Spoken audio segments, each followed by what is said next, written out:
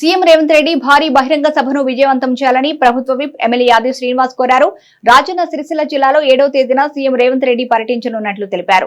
సిరిసిల్ల పట్టణంలో నూతన ఎస్పీ భవనాన్ని ప్రారంభిస్తారని, వేములవాడ శ్రీ రాజరాజేశ్వర స్వామి వారికి పట్టు వస్త్రాలు సమర్పిస్తారని, అనంతరం వేములవాడ పట్టణంలో జరిగే భారీ బహిరంగ సభకు హాజరవుతారని తెలిపారు. భారీ బహిరంగ సభను విజయవంతం చేయాలని ప్రభుత్వ విప్ కోరారు. ఈ సందర్భంగా వారి నివాసంలో మీడియా సమావేశంలో మాట్లాడారు.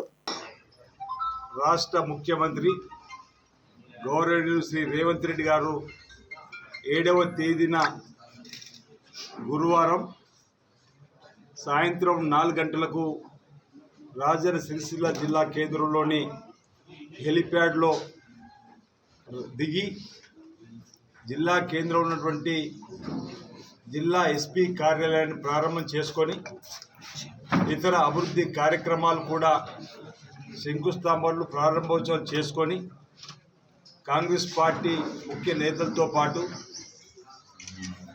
జిల్లాకు సంబంధించినటువంటి ఇతర వర్గాలకు సంబంధించినటువంటి పలు సమస్యలపైన ముఖ్యులతోటి కలిసి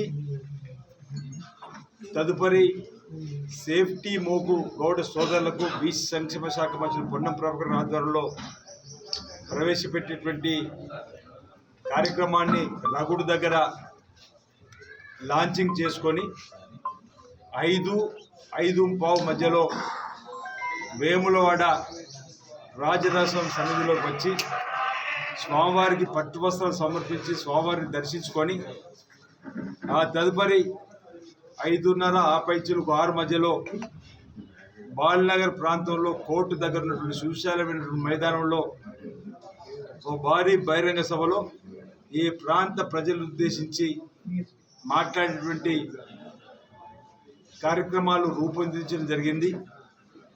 సీఎంఓ కార్యాలయం ద్వారా కూడా సంబంధిత ఆదేశాలు కూడా సీఎం గారి రూట్ మ్యాప్ కూడా రావడం జరిగింది.